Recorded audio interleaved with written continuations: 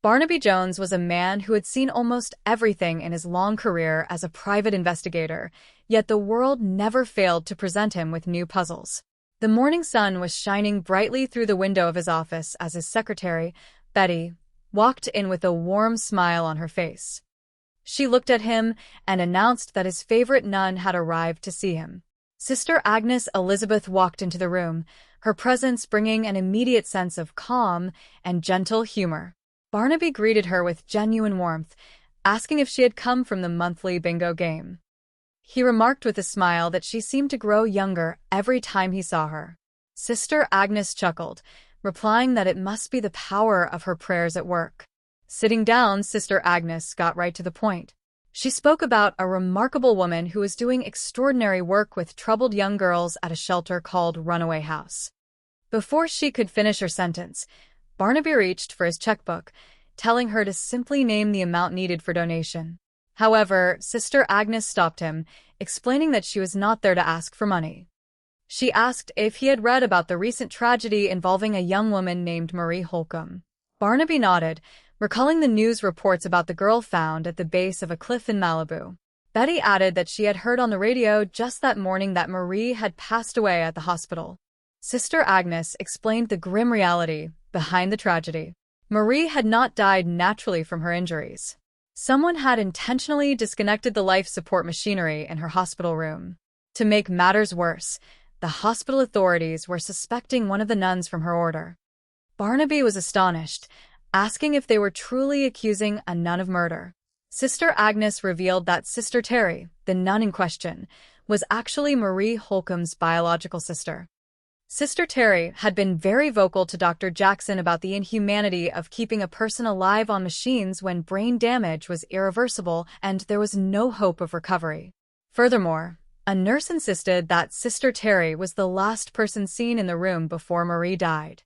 Sister Agnes expressed her complete disbelief in the accusations and asked Barnaby to find out the truth. At that moment, Sister Terry walked into the office. Sister Agnes introduced her to Barnaby, who offered his sincere condolences for the loss of her sister. Sister Terry thanked him quietly. When Sister Agnes explained that Barnaby was going to investigate the truth, Sister Terry urged them not to bother, stating that whoever pulled the plug had performed an act of kindness. Barnaby gently remarked that he preferred not to engage in a philosophical debate on life support, nor did he want to see a nun end up in prison. Sister Terry insisted that she had not touched the machines. Sister Agnes warned her that if the district attorney proceeded with prosecution, the juvenile authorities would suspend her from her beloved work at Runaway House, and the church would be forced to follow suit. Realizing what was at stake, Sister Terry agreed to cooperate. Barnaby decided to start from the beginning by investigating the accident that placed Marie in the hospital. He wondered if the person who turned off the life support was completing what they had started on the cliff, fearing Marie might regain consciousness and identify them. When asked about Marie's acquaintances, Sister Terry admitted that she and her sister had drifted apart. All she knew was that Marie wanted to be a model and mentioned working for a man named Fairfield or Fairmont. With that clue in mind, Barnaby set out to investigate. Barnaby's search led him first to an apartment courtyard where he met the building manager, a man named Ralston. After inquiring about a vacant room, Barnaby made a light-hearted joke about the courtyard reminding him of his past service in Hawaii. Shortly after, Barnaby located Freddie Fairfield, a flamboyant fashion show coordinator who was busy directing models. When Barnaby introduced himself as a private detective investigating Marie Holcomb, Fairfield expressed annoyance, calling the profession tacky. Fairfield claimed Marie had left his employment over a year prior and that he knew nothing of her life since, expressing dramatic distress over her death before rushing off. However, another model named Rita Carbone stepped forward to speak with Barnaby. She revealed that she had lived with Marie a while back and had bumped into her a month ago outside a restaurant in Beverly Hills. Rita mentioned that Marie seemed ready to settle down and hinted that she was engaged to a man named Dave Hendricks, who worked for a large computer corporation. Rita had to return to rehearsal, leaving Barnaby to send his associate, Jedediah, to follow up on the model line while Barnaby went to speak with Dave Hendricks. Barnaby visited the offices of Teletext Computer Company and met Dave Hendricks, an ambitious salesman whose performance graphs were rising rapidly. When Barnaby brought up Marie Holcomb, Hendricks was shocked to learn that she had claimed they were getting married. Hendricks explained that he was already happily married and that his boss was an extremely conservative man who would never tolerate a divorce. He admitted to having an affair with Marie during a brief separation from his wife, but insisted the relationship ended when he reconciled with his spouse 6 weeks ago. When Barnaby pointed out that Hendricks was seen with Marie just a month ago, Hendricks maintained it was merely a friendly drink for old time's sake. Barnaby cautioned him that if Marie posed a threat to his marriage and career, people might suspect him of having a motive, but Hendricks strongly denied any involvement, pointing the finger back at the accused nun.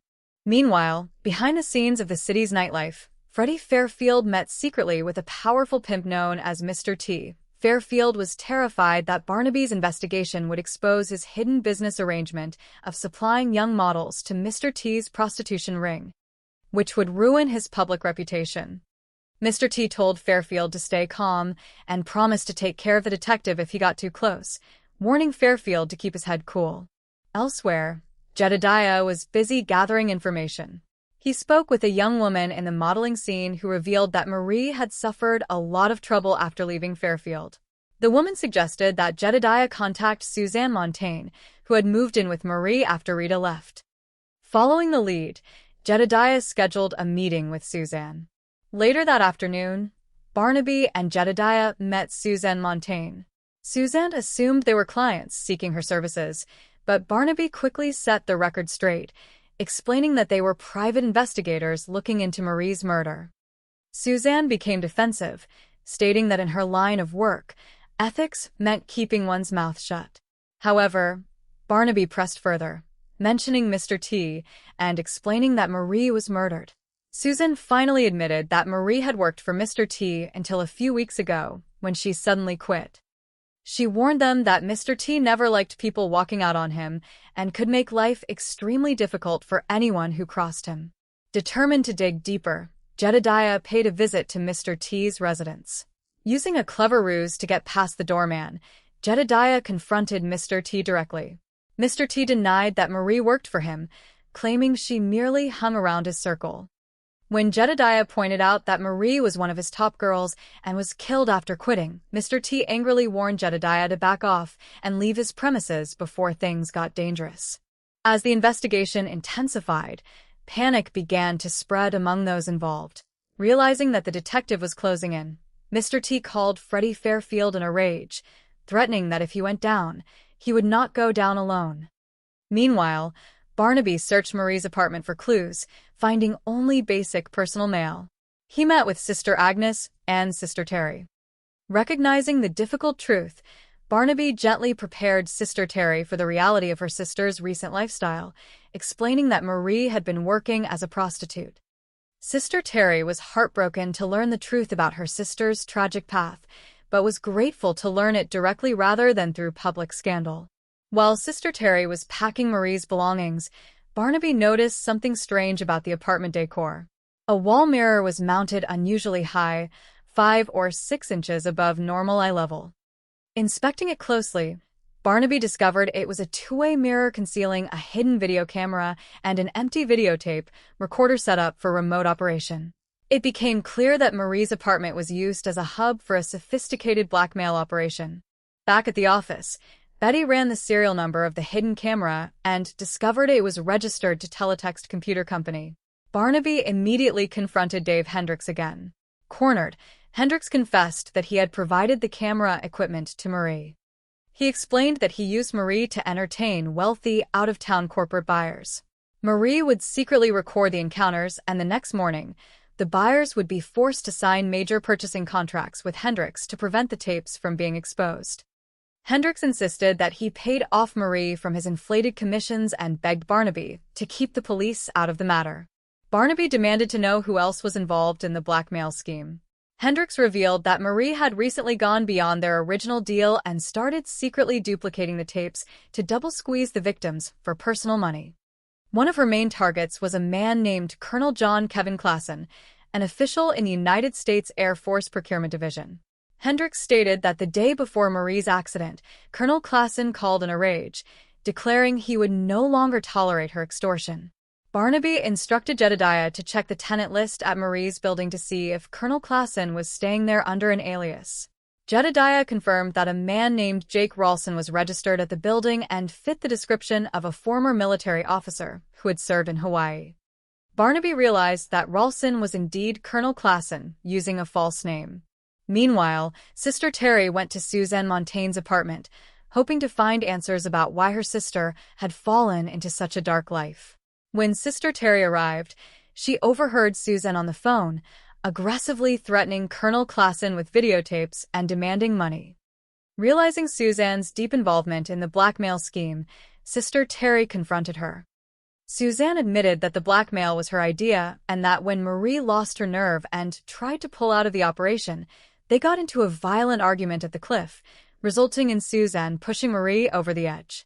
Sister Terry also realized that Suzanne was the person who went to the hospital and disconnected Marie's life support machine to ensure she would never wake up to identify her.